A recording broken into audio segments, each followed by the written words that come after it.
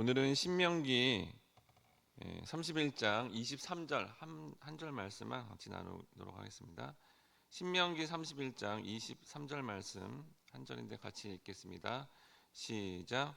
여호와께서 또 눈의 아들 여호수아에게 명령하여 이르시되 너는 이스라엘 자손들을 인도하여 내가 그들에게 맹세한 땅으로 들어가게 하리니 강하고 담대하라. 내가 너와 함께 하리라 하시니라. 아멘. 할렐루야. 하나님께서 우리를 말씀을 듣고 우리로 하여금 강하고 담대하게 또 용기를 주는 자리로 부르셨습니다.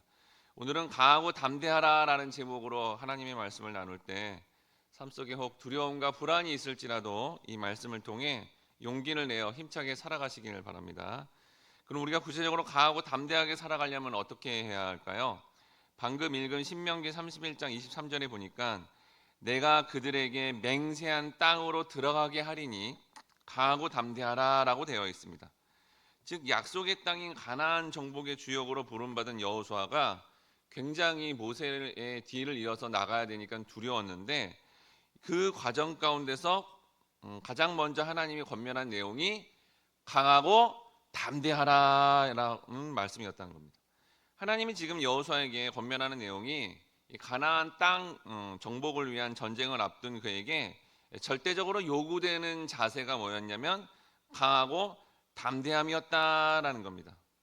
이로 보건대 세상에 대해서 영적 전쟁을 치르는 오늘날의 성도들도요, 바로 지금 하나님이 여호수아에게 그렇게 권면하듯이 가장 먼저 우리에게 그렇게 말씀하고 있는 것 자체가 바로 이 강하고 담대함이다라는 것을 알 수 있고, 우리가 또한 이렇게 강하고 담대할 수 있는 근거되는 어떤 자세는 바로 주님이 말씀하신 것을 믿을 수밖에 없다라는 것을 알게 됩니다.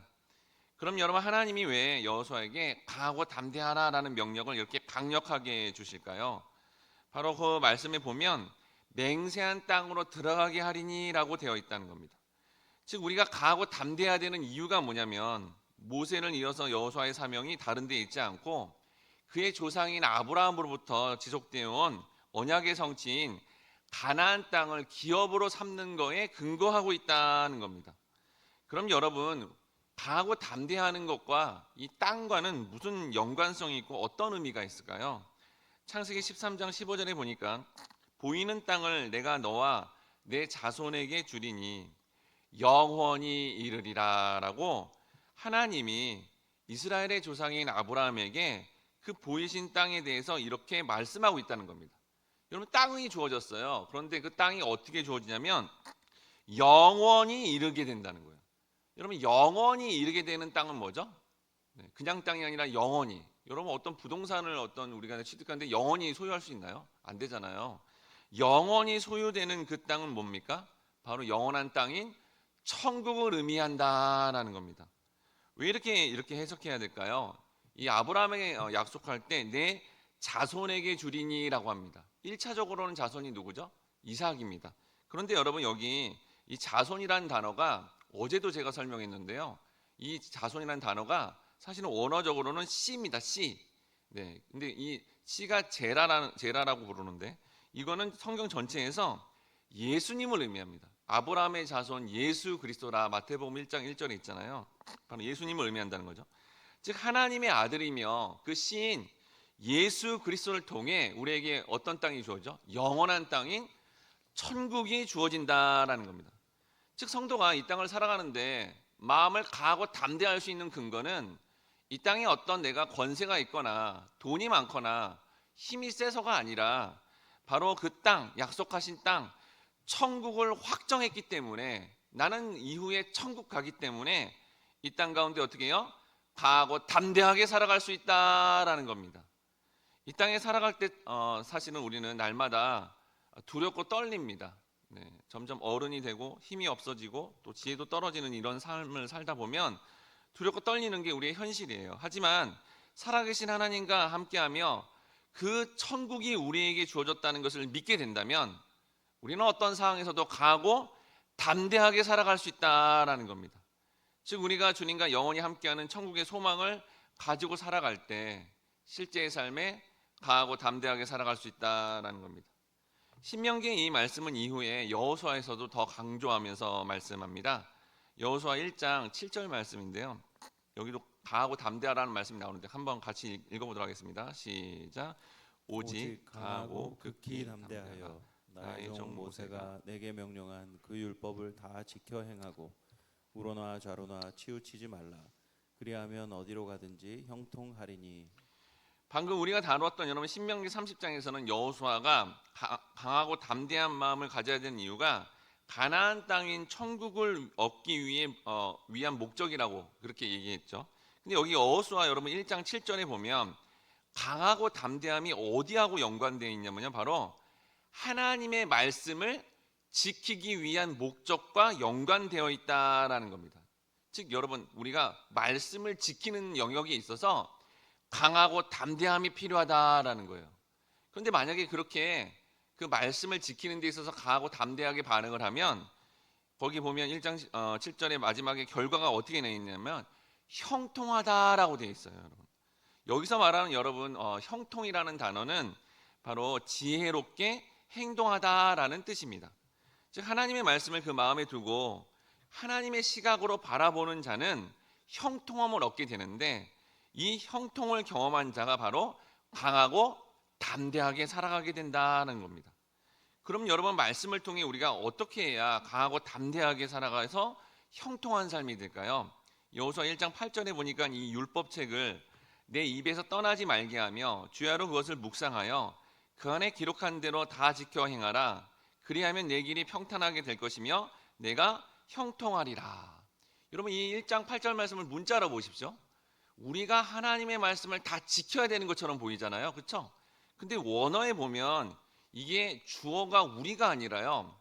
주어가 뭐냐면요. 사람이 아니라 율법책입니다. 원어에는 율법책으로 되어 있어요. 원어 성경이 굳이 율법책을 주어로 한 것은 하나님의 율법책은 그 율법책 자체가 우리가 어떤 것을 선택해서 뭐 하는 문제가 아니라 바로 그 율법책이 사람의 어떤 삶에 선택한 사람의 삶에 떠나지 않게 된다라는 것을 알려주고 있는 겁니다. 마치 여러분 이스라엘 백성들이 출애굽을 하는데 그들의 의지와 행위와 어떤 시도와 상관없이 하나님이 어떻게 하죠? 낮에는 구름 기둥, 밤에는 불기둥으로 항상 함께 했던 것처럼 이 율법책이 마치 우리를 떠나지 않고 선택한 영혼들에게는 늘 하나님의 말씀이 함께하고 있다라는 것을 알려주고 있다는 겁니다. 즉 여기서 율법책이 입에서 떠나지 않아야 한다라는 표현이 개인적으로 우리가 뭘 하는 게 아니라 이렇게 선택받은 영혼들은 삶 속에 끊임없이 하나님의 말씀이 설교로 들려오게 되고 또한 모든 대화에서도 말씀을 근거하는 삶을 떠날 수 없고 늘 일상의 삶에서 하나님의 말씀이 함께하게 된다는 겁니다. 그래서 우리가 여기서 살아가는 동안에 있어서 전 영역에 말씀을 붙들 수밖에 없는 삶으로 우리를 인도하신다는 겁니다. 그러니까 여러분들이 만약에 진짜 선택받은 성도라면 하나님의 말씀을 떠날 수 없게 된다는 겁니다. 혹 떠나려는 시도가 있더라도 하나님은 반드시 그 삶에 개입하심으로 말미암아 결국은 말씀을 붙들게 되는데 그 말씀을 붙들게 되면 결과로 뭐가 주어져요?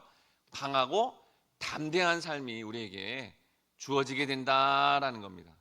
그런데 여러분 오늘날의 성도가 이런 말씀을 문자로 봐가지고 이 말씀을 내가 지키려고 한다면 여러분들은 반드시 실패하게 될 것이며 두렵고 떨리는 상황을 경험하게 될 겁니다.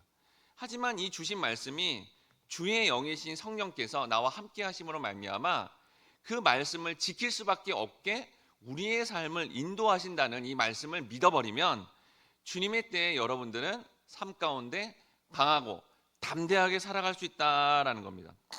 즉 그 말씀을 믿음으로 성령께서 반드시 이 말씀을 내 삶 가운데 지키게 할 것이며 인도하실 거다라는 것을 우리가 믿게 된다면 이게 바로 아까 말했던 성경이 말하는 형통한 삶이며 그 사람의 마지막은 바로 천국이 된다라는 겁니다.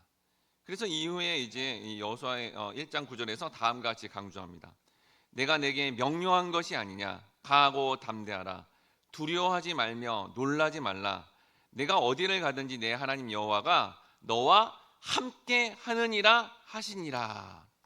여기 내가 내게 명령한 게 아니냐라고 말씀하신 것은 하나님께서 여호수아에게 자신이 여호수아를 백성의 지도자로 삼았다라는 것을 강조하고 있는 표현입니다.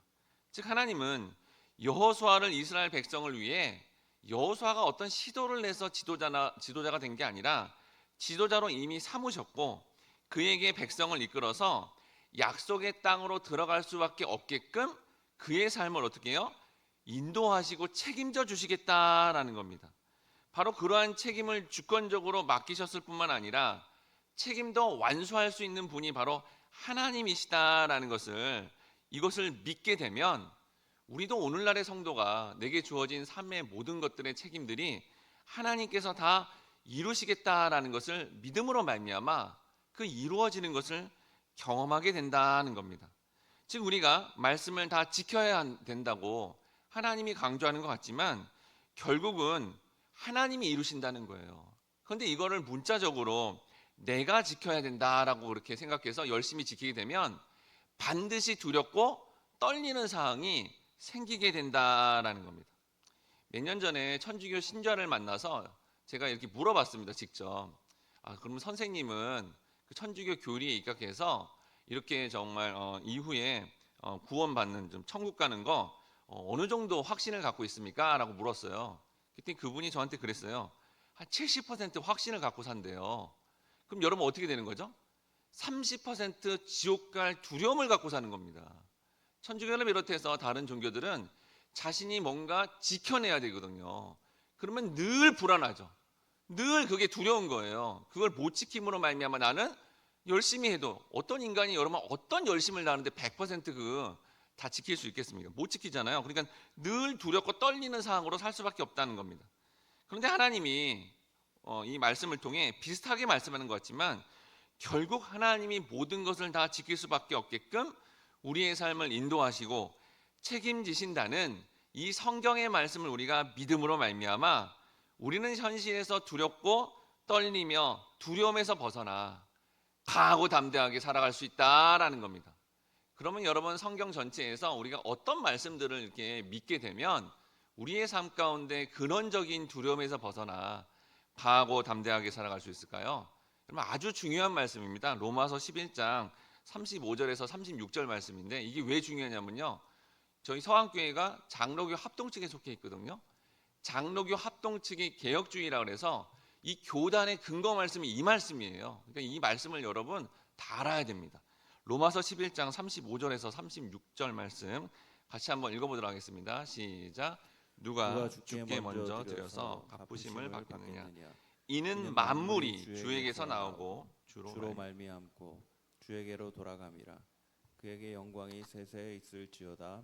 아멘. 여러분 여기 로마서에 보면 11장 35절에 보면 어떤 누구도 먼저 드리는 행위를 통해 뭐예요? 주님께 응답을 받을 수 없다라고 분명히 얘기하고 있죠. 이게 무슨 말이죠? 그러니까 인간이 어떤 행위를 하고 종교 행위를 통해서 주님께 받을 게 하나도 없다는 거예요. 행위로 뭔가 이루는 게 아니라는 거죠. 그리고 나서 뭐라 그럽니까? 바로 모든 것이 주에게서 나오고, 그러니까 삶의 원인이 주에게서 나오고 삶의 현재적 시점에서 진행도 주님이 다 하시는 거고 우리의 마지막도 주에게로 돌아간다. 뭐예요? 성도의 과거와 지금 현재와 미래가 전부 누구한테 속해 있다는 겁니까? 하나님께 속해 있다라는 것을 분명히 말씀하는 것이고 이 말씀을 믿는 것 자체가 주님께 응답받는 삶이며 주님께 영광을 돌리는 삶이다라는 겁니다. 즉 여러분 놀랍게도 우리의 삶에 누구와 만나는 거, 우리에게 주어진 환경, 우리의 삶의 원인과 과정과 결과가 다 어디에 있다는 거예요? 주께로 나왔고 주가 주관하시며 주에게로 돌아간다는 이 하나님 말씀 자체를 믿어버리면 우리는 주어진 삶이 내가 하려면 두렵잖아요. 그런데 이게 다 하나님이 주관한다라는 이 말씀을 믿어버림으로 말미암아 더 이상 두렵지 않고 강하고 담대하게 주님이 하실 일을 오히려 기대하며 우리는 살아갈 수 있다는 겁니다. 여러분 믿습니까? 이걸 믿고 살아야 된다는 거예요. 우리는 날마다 주어진 삶이 나쁘게 될까 두렵습니다. 내가 하는 일, 내가 만나는 사람, 내게 주어진 환경이 어떻게 잘못될까 봐 두렵고 떨린다는 거예요. 근데 그때 우리가 이런 말씀을 통해 이 모든 상황은 주께서 허락하신 것이구나. 이걸 주관하고 있구나. 반드시 하나님은 영적으로 선하게 인도할 거다라는 것을 우리가 믿게 된다면 그 두려움은 사라지고 강하고 담대하게 우리는 살아갈 수 있다는 겁니다. 성경은 우리에게 마치 모든 율법을 지키라라고 말씀했지만 결국 그 모든 것을 하나님이 다 이루시고 그 지도자까지의 모든 과정들도 다 책임지신다는 오늘 이 말씀을 여러분이 믿을 때 우리는 하나님의 함께 하심을 믿음으로 말미암아 강하고 담대하게 살아갈 수 있다는 겁니다. 여러분이 이 말씀을 믿음으로 말미암아 삶 가운데 강하고 담대하게 용기를 내어 살아가시는 우리 모든 성도님들 되시길 주님의 이름으로 축원합니다. 함께 기도하겠습니다. 사랑하는 주님, 솔직히 말하면 우리에게 주어진 삶, 우리에게 주어진 책임이 심히 커서 두렵고 떨리며 불안합니다.